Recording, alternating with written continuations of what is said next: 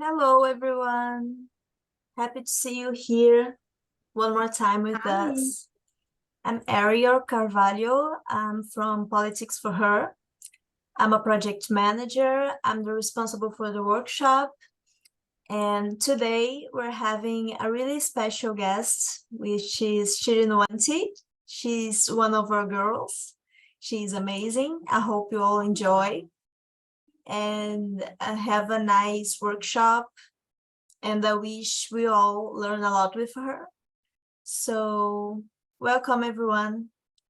Thank you for being here. Shirinuanti, if you want to introduce yourself, I'm gonna start to share your presentation, okay? Of course. Thank you so much, Ariel. Before I start speaking, can you hear me and see me well? Awesome. That's brilliant.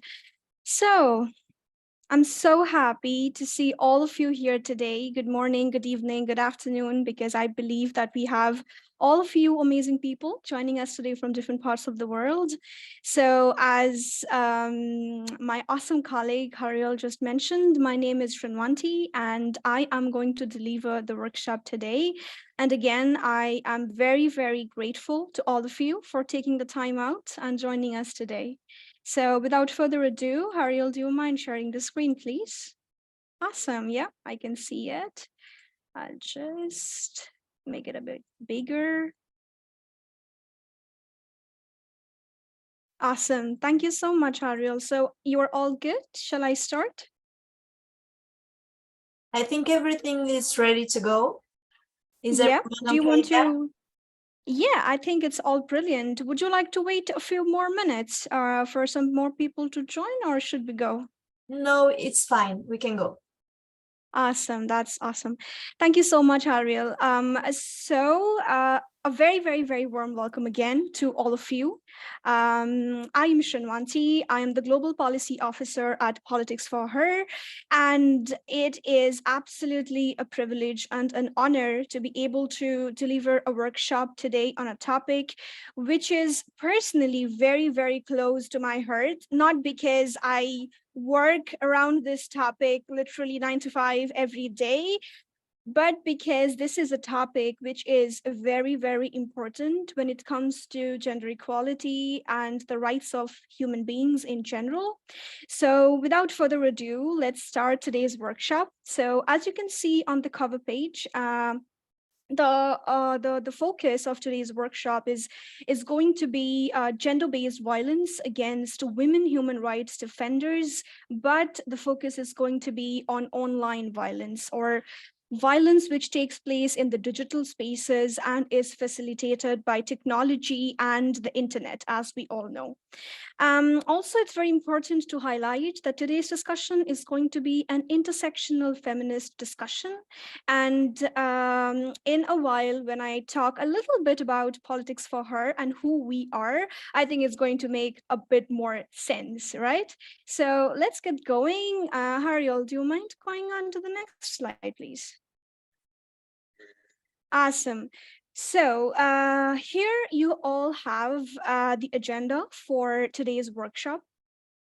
It's going to go firstly with an icebreaker, because I want this workshop to be a mutual, like a place of mutual conversation where we learn from each other, because I believe a lot of you here today are present who can add valuable insights to this topic. So in the icebreaker, I would love to know where you are from, and some other things that you can see in the following slides. And then, as I mentioned, I think it's very important to talk about politics for her a little bit to better situate the topic that we are talking about today. So I would just give a very quick overview about who we are as an organization, our strategy, and the focus areas of our work. And then I'm going to move into the topic of today's workshop by starting to talk or introduce the concept of intersectionality and intersectional feminism, to be precise, and then also give a little bit of conceptual understanding of what I mean by gender-based violence when I talk about it today in the workshop.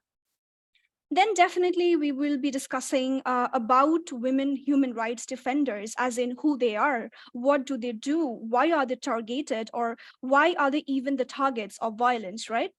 Then we are going to talk about some of the chilling impacts which these kind of violence has on the women human rights defenders.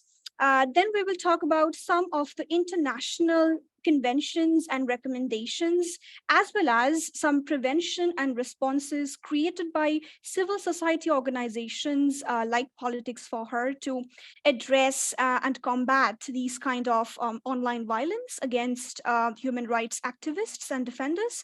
And then we will quickly conclude with a couple of question and answers that we might have, and also discussing what the road ahead should look like when it comes to this topic. Yeah.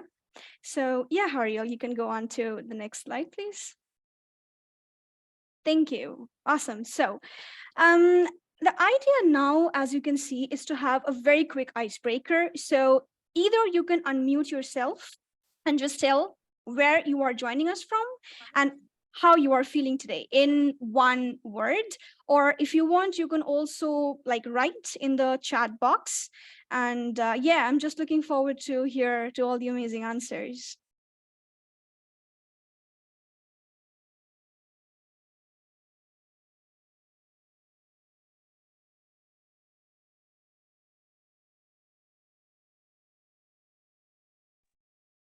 Hey, may I? Hi, yeah, please go ahead. Awesome. Hi, I'm Pragya. I'm joining from India along with my collaborator Shivani. We run a community project under which we host free workshops for college students on prevention and redressal of sexual assault on campus. So we basically work in the space of gender-based violence in public-private spaces of colleges and universities of India. Thanks for this space. Awesome. So glad to have you today, Pragya. I hope you enjoy the workshop. Awesome. I'm reading the chat, and we literally have awesome people all over the world. Puerto Rico. Just to mention everybody, the first comment from Yasmina Ben Slimaneshi is the awesome founder of Politics for Her. And I'm so glad that you're here today, Yasmina, to support me. Okay, so we have Hariel from Brazil. We have Michael from Brazil. We have Yara from Lebanon.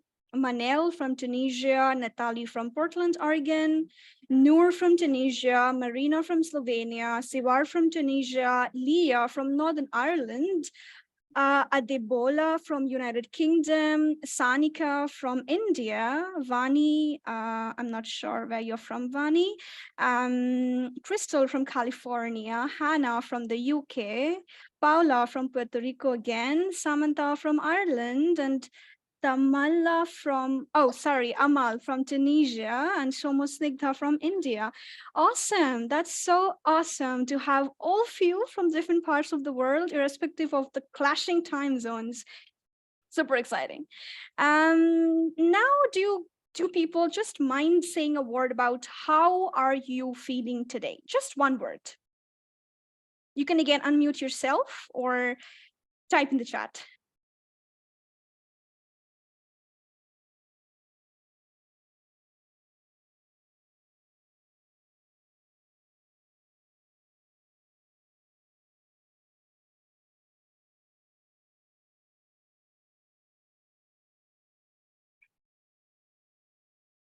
Awesome. So I see a lot of cool comments saying that all of you are excited, energized, feeling content, tired but determined and happy. Oh, you all are so awesome, so amazing.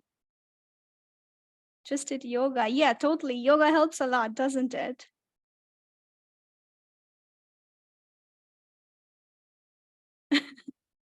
Oh, Samantha, I hope you feel better soon. Awesome. Thank you so much, girls. And I'm sorry, I shouldn't use the word girls because I believe we have men attending the conference as well. So Hariel, do you mind going on to the second part of the icebreaker, which will be connected to today's topic? Awesome. So yes, for sure, Yasmina, folks, thank you so much for that.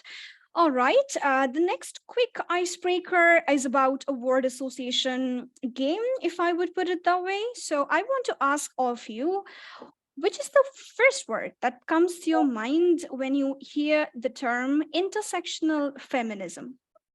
Please go ahead, folks.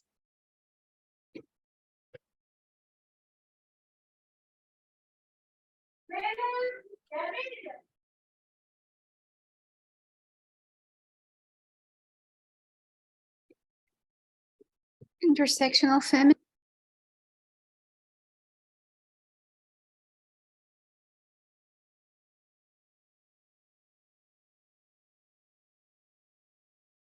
Awesome. We just received a lot of beautiful and relevant comments: inclusivity, empowerment, diversity, safe space, safe and inclusive. Awesome. Hi, Latifa. Welcome. Thanks for joining. Brilliant.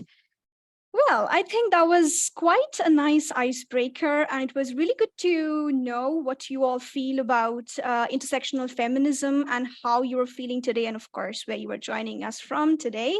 So, Hariel, do you mind going to the next slide, and then we can get started with the workshop? Awesome.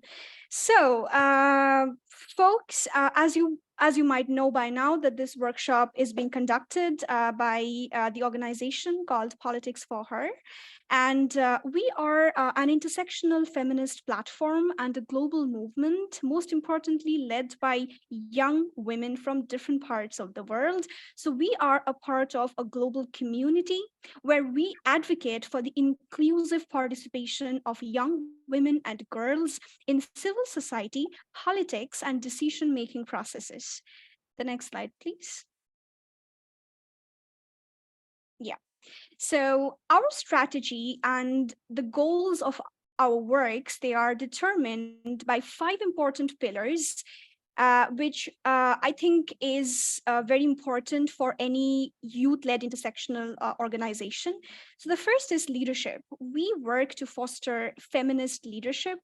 The second is empowerment. That's again largely connected with leadership of girls and women across all parts of the world. The third is digital advocacy. And I think today's topic is largely connected to this third pillar, which is digital advocacy, because a lot of the women human rights defenders in today's digital age use the tool of digital advocacy to conduct their work. And when they are targeted and they are victimized for the work that they do, it is a big problem. So I think it's really relevant to talk about one of our pillars, which is digital advocacy. The fourth is very important, again, policy dialogue. And the fifth is global community. As I already mentioned, that we are a global community. And this workshop is also another example. Like, see, all the folks are from different parts of the world, and that's just so awesome. The next slide, please, Ariel. Brilliant. So politics for her actually works across a lot of areas which are kind of important for women's rights and gender equality per se. However, our 5 main areas are: number 1, bodily autonomy and sexual and reproductive health and rights. Number 2 is gender and climate justice, which is a very hot topic in academia and policy circles equally, given the way we are facing climate change. The third one is definitely forced migration and refugee protection. The fifth, sorry, that was the third one, my bad. The fourth one is feminist leadership, political participation in decision-making and peace-building processes. And last but not the least, helping women to break stereotypes, end the gender norms, and also gender-based violence. And this is again connected to what we are discussing today in the workshop. Thank you. Next slide, please, Ariel. Right, so now we are very close. Actually, we're starting the workshop right now, and I just wanted to share this trigger warning because in the following slides, we are going to talk about a lot of things which will have reference to sexual violence and various other forms of violence which are perpetrated against girls and women. So yeah, just a small trigger warning. The next slide, please. Awesome. So I think before I start to talk about women human rights defenders or online gender-based violence, it's very important to understand the approach or the lens that I am going to use today throughout the workshop.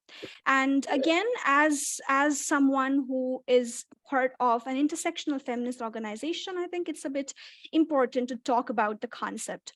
So I believe a lot of you, rather most of you present today, are aware about the term intersectional feminism, right? So this is a very commonly used theory. However, it's also a very powerful tool that's recently been used in a lot of policy recommendations and legal practices as well, because it helps one to understand how we can dismantle and break systems and structures of oppression, and then help create a world where every single individual can flourish, right? So the term intersectional feminism, it actually comes from the term intersectionality, and the word intersectionality was coined way back in 1989 by Kimberly Crenshaw. She is this amazing woman who is an American critical race scholar. She's a lawyer, she's a civil rights advocate, and last but not least, an intersectional feminist. I think one very important thing about intersectional feminism is to understand that oppression and discrimination that an individual faces, it's an interlocking system. You know, it does not exist in vacuum. Different forms of discrimination, they coexist together. And whenever an organization, a researcher, an academic, anybody is using the lens or the powerful tool of intersectional feminism to understand any situation that's impacting human beings, I think it gives the opportunity to recognize how one individual's different identity, for example, gender, race, class, age, sexuality, etc., as you can see from the photo attached, they might intersect and lead to intersectional and overlapping forms of discrimination. And that's why the term intersectional feminism or intersectionality. So Today, when we talk about how online violence impacts women human rights defenders, we have to keep in mind that we are referring to all those women and girls who are facing intersectional forms of violence, not just because of their gender or sexual identity, but because of a lot of other factors, as I just mentioned, and as you can see in the photo. Yeah. Next slide, please, Ariel. Yeah, so I just wanted to add this because I think among a lot of very motivational and relevant quotes by Kimberly Crenshaw, not only regarding inequality, but also regarding intersectional feminism, this one is really relevant, especially for today's topic.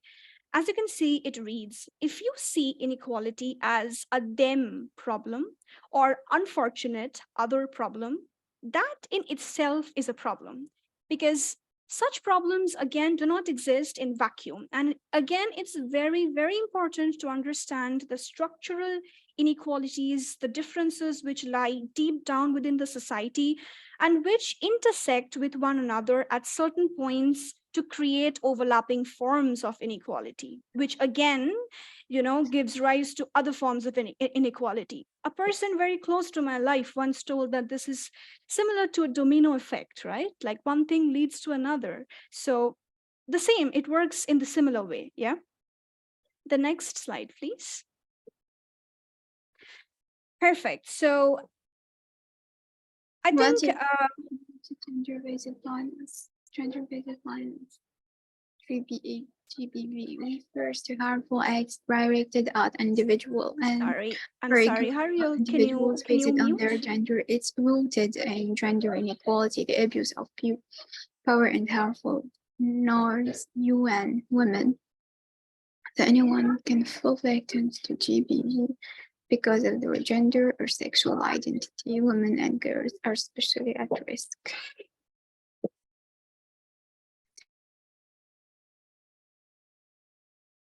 That was very kind of you, Tamala Amal, to read that out for me. Awesome. Okay, so as I was discussing, after talking about the concept of intersectional feminism, the other concept which is important to have a clarification on before we move forward talking about the various forms of online gender-based violence is what is gender-based violence, right? So this is again, I would say, has become a catch-all phrase. We come across this particular terminology many a times, and I must say that after reading a lot of UN articles, like legal papers and so on and so forth, I came to realize that there is no fixed, universally accepted, comprehensive definition of this phenomenon, right? However, today I have taken a few excerpts from UN Women and UNHCR's idea about gender-based violence, which is closely connected to our discussion, like the topic of our discussion today. So, as you can see, gender-based violence refers to harmful acts directed at any individual or a group of individuals based on their gender. So here, gender is the important social identity. It is rooted in gender inequality, the abuse of power, and harmful norms which are deeply rooted in our society, in our everyday lives. And they tend to get normalized because, again, they are deeply rooted into our society, into our culture, into our everyday lives. I think it's very important to mention that anyone can fall victim to gender-based violence because of their gender or sexual identity. However, according to UNHCR, women and girls are especially at risk. They also did a survey recently which estimated that 1 in 3 women will experience sexual or physical violence, which are the most common forms of gender-based violence in their lifetime, which I think kind of creates the momentum for today's discussion, that why we are specifically focusing on women human rights defenders in this workshop. Yeah. Next slide, please, Ariel. Now, as I just mentioned in the previous slide about sexual and physical violence to be some of the most common forms of violence perpetrated against, like most common forms of gender-based violence perpetrated against women and girls, violence against women is understood as a specific violation of human rights and a form of discrimination against women. And this kind of violence would mean all acts of gender-based violence which result or are likely to result to sexual harm, psychological harm, physical harm, economic harm, or overall suffering to women and girls against whom such violence is perpetrated. The next slide, please. Yeah. Now, I think I would like to highlight some of the most common forms of violence against women and girls according to the UN Women. And the next slide, please. Thank you. So, well, I'll be honest that the different forms and manifestations of violence against women and girls, they're often overlapping. They often overlap with one another. Also, the list is really like, huge, and it's really difficult to cover all the diverse manifestations and forms of such violence against women and girls in such a time constraint. However, today I would like to focus on 6 important and most common forms of violence against girls and women. So the first one is domestic violence. So domestic violence is also called domestic abuse or intimate partner violence. And it is any pattern of behavior that is used to gain or maintain control or power over an intimate partner. Yeah. The next one is femicide. Now, femicide is different from homicide, and one of the most common examples of femicide is honor killing.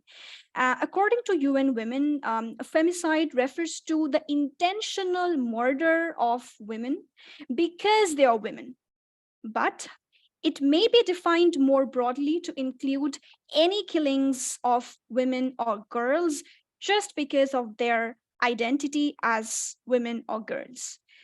The next one is female genital mutilation or FGM. Now, FGM in itself is a very, not only FGM, all the like types of violence we are discussing right now are debatable and open to discussion. However, female genital mutilation is a very common social norm, and it includes procedures that intentionally alter or cause injury to the female genital organs for non-medical reasons.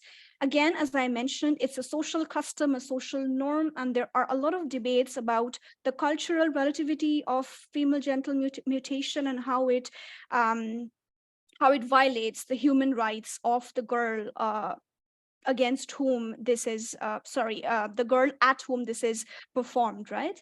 So this is the third most common form. The fourth one, again, is very common and very widespread. That is sexual violence, and rape is one of the most common forms of sexual violence. The UN Women defines sexual violence as any form of sexual act which is committed against the consent or the will of the victim, either when the person, as I mentioned, does not give consent, or when the person is not in a condition to provide consent because of a lot of reasons. Number one, could be a child. Number two, could have a mental disability, or maybe the person is severely intoxicated or unconscious, because of which the person could not give consent, right? So that is the fourth one. The fifth one is child marriage and human trafficking. They're often connected, and they have interrelated connotations as well. So as we all know, child marriage refers to any marriage where one or both of the spouses are below the age of 18. And human trafficking refers to the exploitation and acquisition of people through means such as deception, fraud, coercion, force, etc. Now move on to the sixth form of violence against women and girls, which is again connected to our topic today, which is online or digital violence. So again, UN Women defines online or digital violence against women to be any form of violence which is committed or assisted by the use of ICT, that is information and communications technology. Such kind of violence can be perpetrated on the internet, on social media, computer games, text messaging, email, etc., against a woman because, again, by targeting her gender or sexual identity. And yeah, so as we all know by now, today we will be going to focus on the last one. But again, our specific focus would be on women who are human rights defenders or feminist activists. Next slide, please.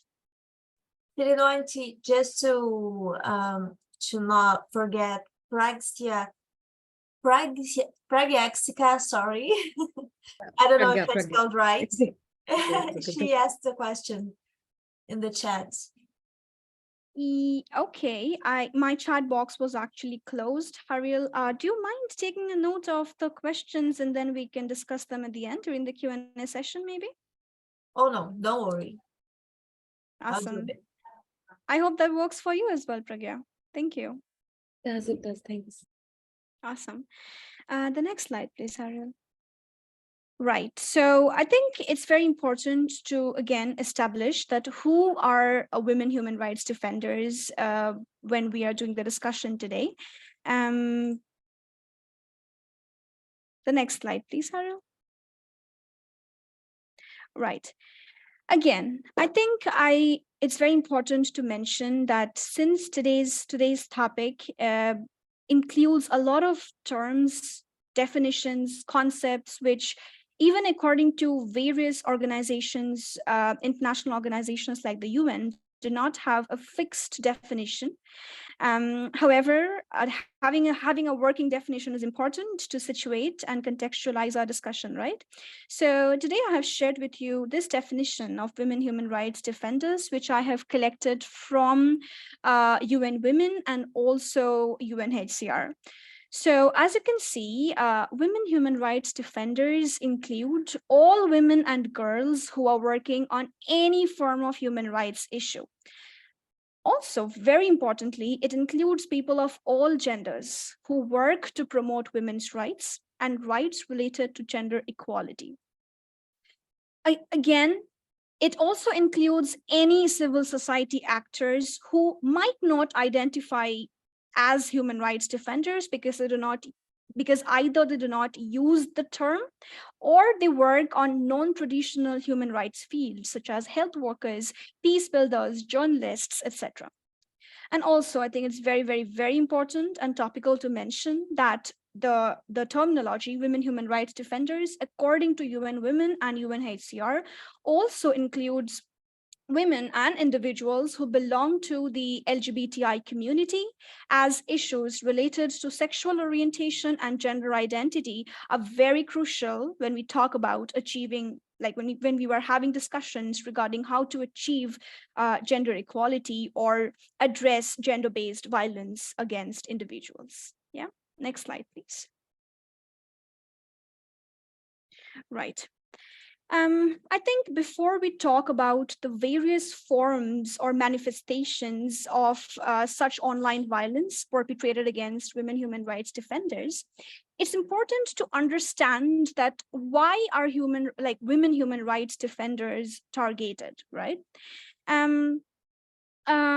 So again, the reasons are very complex, they're very diverse, and most importantly, vary across contexts. And I think this is a very important thing which intersectionality teaches us. Paying attention to contexts, paying attention to bottom-up, grassroots level research, because your experience is very different from my experience, and so is of every single person, right? So how a women human rights defender from a so-called developed democratic country, which has rule of law and every other forms of good governance, will face online gender-based violence might be very different from how another women human rights defender from a very authoritarian country faces the same. So that's why paying attention to context is very, very important. However, according to UNOHCHR, there are three important reasons why women human rights defenders are targeted, why violence is perpetrated against them. Firstly, because of who they are, because they are women, they are girls, they are individuals belonging to LGBTI communities, and they are threatening the status quo. They are challenging traditional notions of gender roles, traditional stereotypes of family, traditional dichotomy of public versus private, right? So that's why they are targeted, not only by state, but also a lot of non-state actors. The second reason is because of the work that they do, because of the human rights that they advance, because of the topic that they do the advocacy and campaigning for, most prominently sexual and reproductive rights and health. The third one, the third reason because of which they are targeted is, again, who they identify with or who they are a part of. So I think it comes without saying that most of the women human rights defenders belong to feminist movements, and they are, again, targeted because it's like, even today it's believed that feminism, even if it's intersectional, it is dangerous. And who thinks like that? People who do not want women to raise their voices, who do not want these human rights activists to raise their voices against the deep rooted structural inequalities. For example, patriarchy, heteronormativity, misogyny, which are so deeply rooted and which constantly leads to this vicious cycle of violence against certain people because of their social identity. So what are women human rights defenders and activists doing? They're just raising their voices against this. They're documenting and exposing human rights violations, and because of this nature of their work, they are constantly targeted, not only in the physical offline spaces, but also in the online realms, which is, again, what we are going to talk in a while. The next slide, please. Yeah.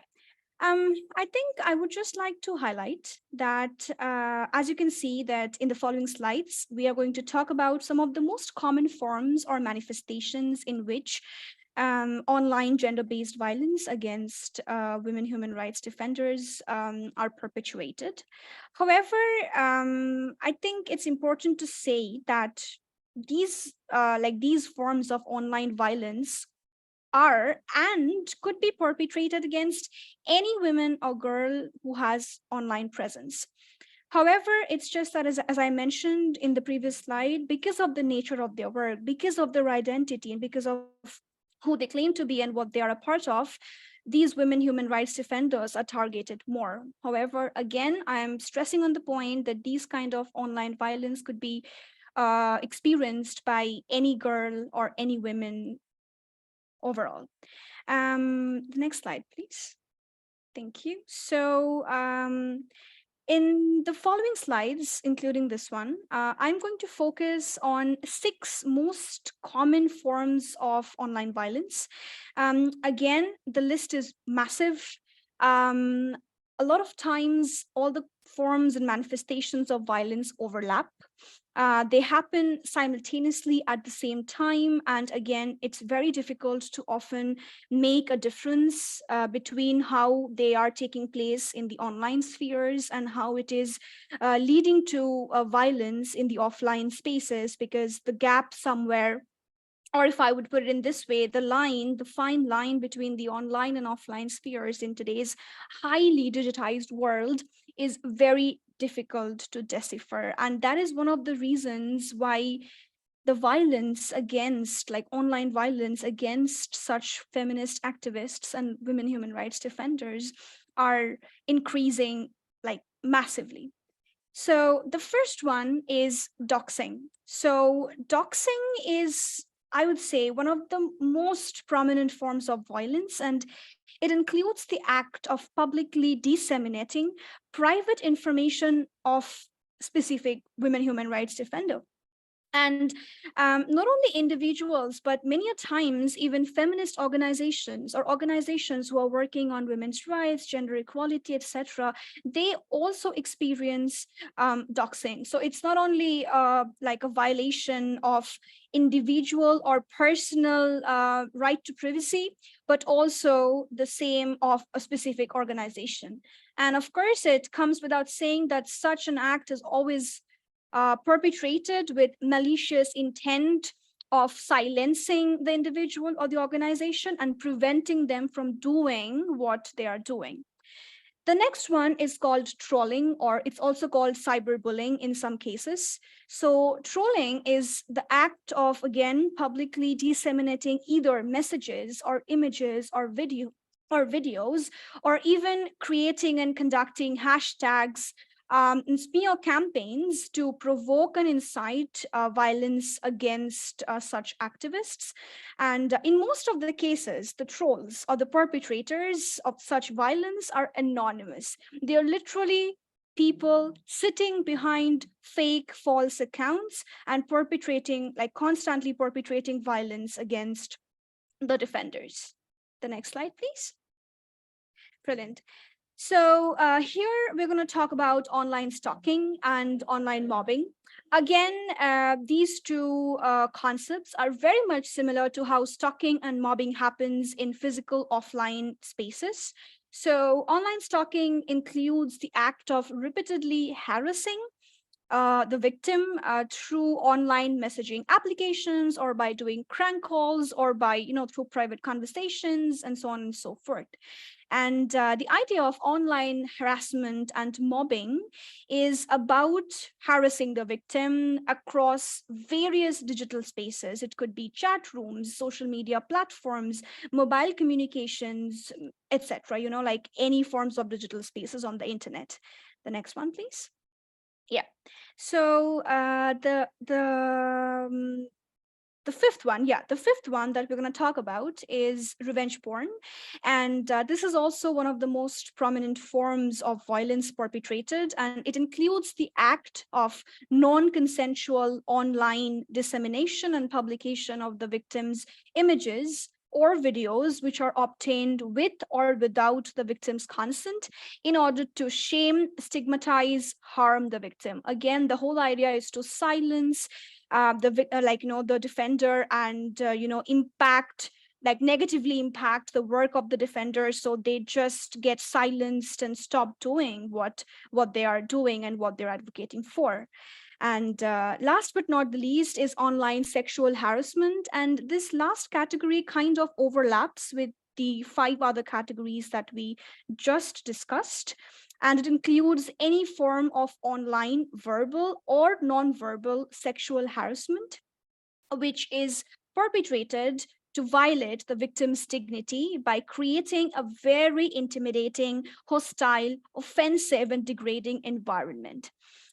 Before I go on to the next slide, I think it's very, very important to mention that all the 6 forms of online violence that we just discussed, they overlap a lot with one another, largely because of the deep structural inequalities that we have in our society: misogyny, patriarchy, heteronormativity, etc. So again, I would like to link this to intersectional feminism and why the lens and framework of intersectional feminism is so important to analyze such issues, because they help us to go into the root causes of such violence that's perpetrated. So we are not just focusing on the various forms by which the online violence is perpetrated, but looking deep into the reasons from where these kind of violence and attitude towards individuals from certain gender or sexual orientation or other forms of social identity stem and arise from. So let's go on to the next slide. Awesome. So this is a really interesting kind of visual representation of some of the main obstacles that women human rights defenders experience when they try to, secure, when they try to have access to justice, or when they try to go and report about such online violence and abuse, right? And according to yeah, so according to the ECHR.net, from where this data has been taken, these five main obstacles also negatively impact how women human rights defenders perceive their work. Like how they either continue or do not continue in, doing what they have been doing, largely because of these obstacles. So the first one is mistrust in the existing official mechanisms of protection. So towards the end of the workshop, we are going to talk about some of the international protection mechanisms, as well as some civil society, some mechanisms and prevention and responses developed by civil society organizations at grassroots levels. So the latter, that is the civil society organization level responses and mechanisms, have been largely developed, especially during COVID, when there has been a massive surge of such online violence, as we all know, because the whole world was running online at that point of time. So the amount of violence increased during that point of time. So such grassroots level responses were developed much later. Initially, it was just a couple of international and regional protection mechanisms. However, most of the defenders, especially the ones who work at grassroots level and on the local national levels, they are either unaware, they lack awareness about such existing policies or mechanisms, or they have mistrust in their local level judiciary who would be dealing with the violence. So that is the first obstacle. The second one is the increased risks when demanding justice. The third one is, again, the lack of resources and capacity in institutions set to protect women human rights defenders. The fourth one is high levels of impunity. And I think, from my personal point of view, out of all these obstacles, of course, they're again interrelated and connected. However, impunity is something that is really, really dangerous. And I will touch upon that a bit later. However, just to talk about it a little bit now. So what happens is, when the victim or the survivors are not being able to have access to justice because of these five main obstacles, it creates a culture of silence. The impunity, it keeps happening, so there is this creation of a vicious circle of, injustice, discrimination, where it is just kind of, it just becomes a norm that, all right, violence will be perpetuated against women human rights defenders, and the perpetrator will go either unpunished, or the women human rights defender who has been the victim will not be able to, report the violence, because either they do not have enough trust in the official mechanisms, or they are unaware of the mechanisms, right? So impunity is, for me, in my perspective, the most, like, the worst obstacle that a women human rights defender might have when it comes to such violence. And the fifth one is the narratives which undermine women human rights defenders and their attacks. And this again is connected to the deep rooted structural inequalities which we have in our society, which kind of creates the norm that, all right, it's just like, normal verbal communication that's happening in the online space. Like, you don't need to go to the judiciary, or you do not need to take legal actions to address that. So that's really, really harmful. Moving on to the next one. Yeah. So I think while I was talking about the main obstacles, I kind of touched upon a little bit about the impacts of such online violence. However, the impacts could be kind of divided into three aspects. aspects. The first one is definitely the impact on the physical and mental well-being of the victims or the survivors.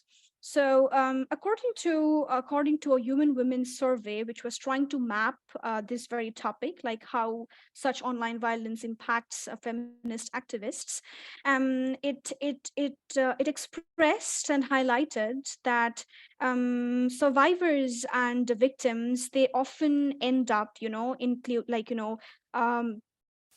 they end up indulging in self-harm, for example suicide, or they get into depression, or they start developing symptoms of post-traumatic stress disorder, particularly when the abuse is frequent. So yeah, there are definitely health, well-being, and safety impacts.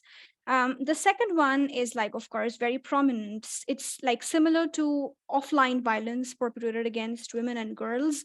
Online violence also have really chilling and scary social and political impacts. The most importantly, it impacts the women, like the women human rights defenders, public participation and leadership. This same UN Women's Survey report that I'm referring to at the moment, it also highlighted that as a result of constant abuse, online abuse and violence, some of them, they voluntarily had to either reduce or completely kind of stop their online activity. So what happens is, when a woman is doing that, especially a woman who is defending the human rights of others is doing that, it in turn increases not only the digital gender divide, but also restricts the voice of a woman to be an active digital citizen, right? It also kind of I would say, put a bar on the work that woman was doing. Like, that woman was documenting violations and so on and so forth, and I just had to stop doing that because of constant violence and not being able to have access to justice and effective mechanisms to protect or mitigate such violence, right? The third one is kind of connected to the socio-political impact, which is the economic impact, because when a woman goes through such violence and abuse, it deeply impacts their professional life, right? Um, a UNESCO study was conducted in 2018, which specifically focused on women human rights defenders who are journalists, because they cover issues on human rights violations. And that study found that 11% of the respondents, they had to miss work to recover from the violence and come back to the normal flow of life, right? 38% of the journalists reduced their online presence, 4% of the respondents, they quit their jobs, and 2% abandoned journalism altogether forever. So these are some of, like, the horrible and chilling impacts online violence can have on the well-being and the activities of women human rights defenders. And we should not forget that these online violences are just a mere reflection and continuum of the offline violence that's perpetrated against them in the physical realms and the physical spheres. The next one, please. The next slide, please, Harriel. Thank you. Awesome. So as we move closer towards the end of the workshop, I would just like to focus on a couple of conventions and recommendations, which are, they are, of course, international conventions and protection mechanisms which exist to combat violence against women in the digital world.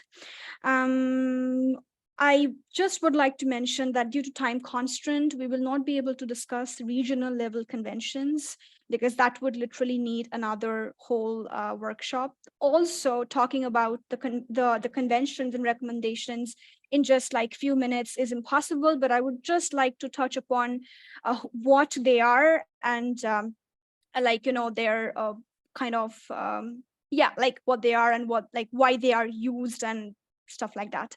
So the first one, as you can see, is the Istanbul Convention, the action against violence against women and domestic violence. So the Istanbul Convention is an international treaty which, as the title suggests, it helps to tackle all forms of gender-based violence against women and girls. It was adopted several years ago in 2011, and it entered into force in 2014. It's very important to mention that it is the first European instrument which legally aims to prevent all forms of gender-based violence, protect the victims of violence, and punish the perpetrators. And also, till date, it is the most far-reaching, legally binding human rights treaty which covers all forms of violence against women and girls. The second one is the Budapest Convention on Cybercrime, and this is very relevant to our topic today because we are talking about online violence, and it is the most relevant internationally legally binding treaty on cybercrime, and therefore it Pragya, the Istanbul Convention covers online GBV. Yes, the Istanbul Convention covers online GBV as well. However, it does not mention that in its treaties and articles. Last year, the European Commission and the Council of Europe, they conducted a combined study where they talked about how the Istanbul Convention and the Budapest Convention can be combined together to address online violence against women, because their treaties individually, as they are, the two conventions, are best suited to address such forms of online violence against women. So yeah, so going back to the Budapest Convention. So yeah, as I mentioned, that it is the most relevant internationally legally binding treaty on cybercrime. And it definitely has the potential to prosecute online violence against women. It has a substantive number of criminal law provisions, using which it can address either directly or indirectly some types of online violence against women. Last but not the least, it's very relevant.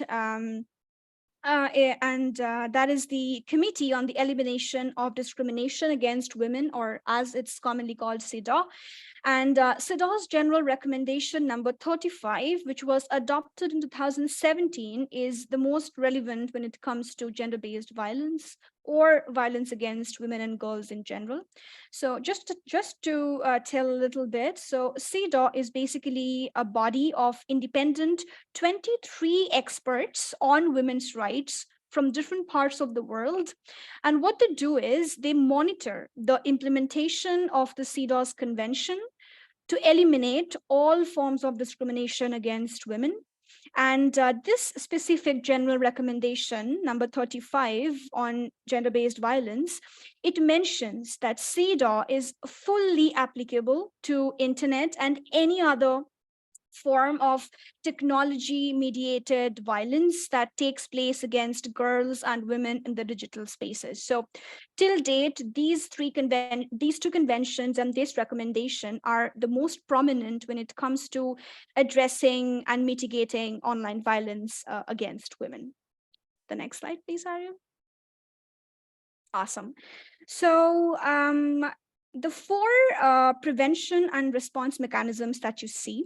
So these are basically private sector and civil society responses to online violence. And most of them, they have been like recently kind of addressed and developed. So the first one, it's feminist tech exchange, or FTX. Safety reboot. So this is my personal favorite because it is a digital security training curriculum, and it trains, like, those people who work with women's rights and especially sexual rights activists. And this is one of those private sector responses which is kind of trying to close the global vacuum and the lacuna which exists when it comes to awareness about the existing mechanisms. Because as I mentioned, that a lot of impunity exists and a lot of cases stay underreported because women human rights defenders and activists, they do not even know about the mechanisms which exist, right? So FTX Safety Reboot is really doing an awesome work to try and kind of fill the gap. The next one is Perspective API. So Perspective API is like, I don't know if you're aware, but there is a Google subsidiary called Jigsaw, and Jigsaw has been undertaking research and developing products to on. Yeah, sure. This is the last slide, Ariel. Thanks for the reminder. So yeah, as I was saying, the Jigsaw is undertaking research and developing products to reduce such kind of online abuse. And not only abuse, but they're also developing tools which can address toxicity and all sorts of structural differences which lead to these kind of online violence. And this tool is called Perspective API. It comes without saying that it uses machine learning models to identify abusive comments and then work on the prevention responses. The third one is called the Access Now Digital Security. So this is a helpline, and this helpline can be used by activists and defenders. And this helpline provides technical assistance to not only individual activists, but also civil society groups, media personnel, and so on and so forth. For me, the best feature of this helpline is that it provides rapid response emergency assistance for digital security incidents, which people often do not get when they go to their local or national level legal spaces where they can seek remedies and have access to justice, right? So I think this one is very prominent. The last one is not an international one, but it's very relevant, and it's a model that could be used by other countries in the world. It's called stopncii.org. So this has been done in partnership with Meta, and it's called the Revenge Porn Helpline in the United Kingdom of Great Britain and Northern Ireland. So it's a free tool which supports victims and potential victims of revenge porn. The best aspect of this is it creates a digital fingerprint of an image that can be proactively detected and then removed by participating platforms. So yeah, till now, these four are like really, really great prevention responses created by the private sector, and could play a very important role in addressing a lot of online gender-based violence happening against defenders and activists. The last slide, please, Hario. Awesome. So as we conclude the workshop, I think it's just very important to reiterate that despite the presence of some of these conventions and like civil society and private sector level response mechanisms, unfortunately, a lot of women human rights defenders, as I said, they are unaware about the existence of such mechanisms, largely due to digital illiteracy and the widespread gender digital divide. And also, I mentioned about impunity and how most of the perpetrators just go unpunished, and it just creates the vicious cycle of violence and discrimination. So the road ahead would cover a lot of important steps because literally so much needs to be done. However, a couple of immediate action plans which should be focused is: number one, spreading greater awareness about the work of women human rights defenders and creating that visibility and the awareness to show the important role that they play, not only to bring in progressive social changes, but also to uplift and defend human rights of every individual in a society. The second one would be to have and foster greater coalition, advocacy, campaign, and solidarity among civil societies and other relevant stakeholders so that they can feel safe and they can also support the fellow defenders. The third one is definitely capacity development and training, which again, some of the private sector actors are doing, as we just discussed in the previous slide. The next one would definitely be policy developments, which will not only address the direct online violence, but also figure out how to address indirect structural differences and, like, for example, gender inequality, right? And I think all the four, if I call recommendations, I think all these four are kind of connected to the fifth one, because the fifth one is very important, and that is having large scale gender responsive intersectional data collection and funding researchers and civil society organizations and other relevant people who are conducting large scale research in this field, so that they can go and understand the regional trends and also figure out the diverse contexts in which such forms of online violence is getting perpetrated against women human rights defenders. Because going back to where we started, using the lens of intersectional feminism, it's very important to go deep into the root causes of such violence and also to pay attention to the intersectionality that leads to such forms of violence. So yep, I think that was it from my end. Thank you so much for your attention for an hour, more than an hour, I would say. We don't have much time. However, I'll be very much happy to go into a quick Q&A session.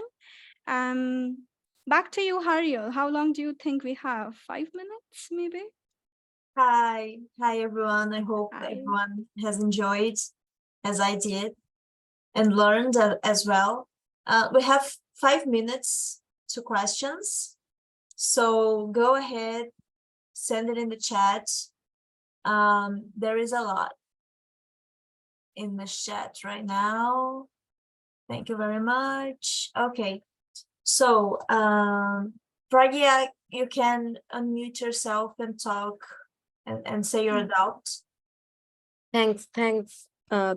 My question is a follow-up to just what you shared regarding Stop NCII.